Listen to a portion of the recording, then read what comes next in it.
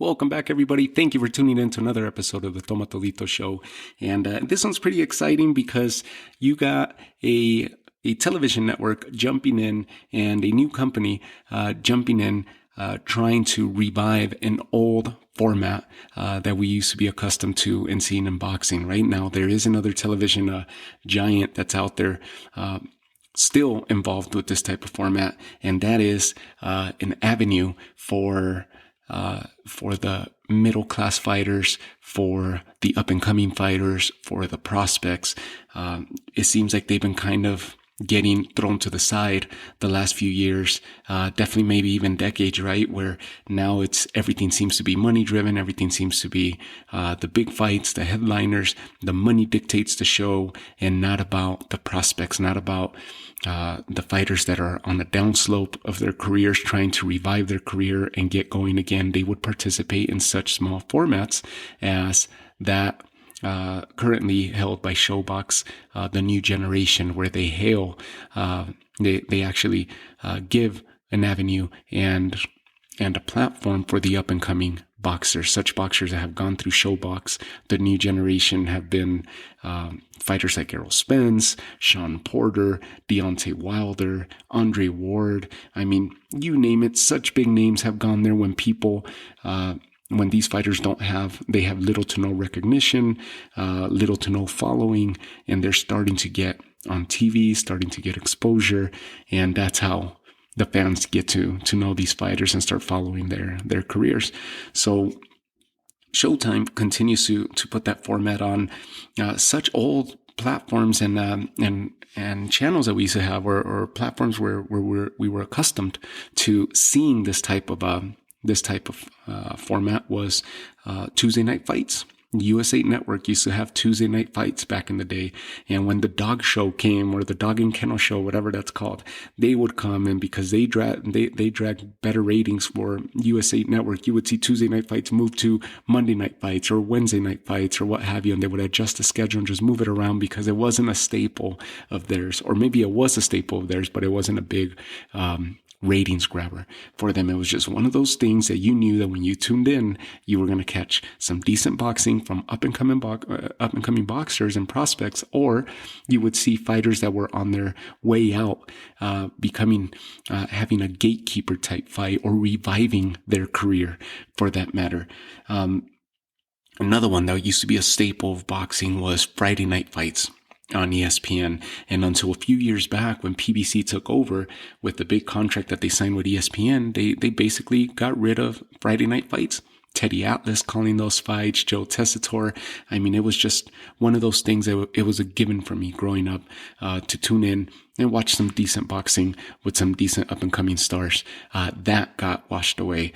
So Showtime, HBO also had one, right? HBO had HBO After Dark, and that used to be pretty cool, where they used to feature big fights as well. And I think on Boxing After Dark, if I remember correctly, it was actually Boxing After Dark and not a regular boxing show telecast, where we first saw Arturo Gatti against Mickey Ward. The first time they faced against each other, it was an After Dark show. Other than that, now you got Ring City USA stepping in. NBC Sports is teaming up with the Wildcard Boxing Club, Freddie Roach's famous gym, for the first 3 episodes, and they're going to be airing the episodes out of the Wildcard Boxing Club, the famed gym, right, located inside a strip mall there in Los Angeles, Santa Monica Boulevard. And the first 3 events being held there, you couldn't pick a better venue. The first event was actually held last Thursday, November 19th. In another episode, we ended up mentioning the drama that took place there before the fight took place between Mickey Roman, and there was a glove issue that took place there between Mickey Roman and O'Shaquie Foster. Nonetheless, that was the headliner. Good fight on behalf of O'Shaquie Foster, secured a good win, and the WBC silver featherweight title, silver super featherweight title. So good win on his behalf. That was the first event. 2 more events left. The next one, I believe, is slated for December 3rd.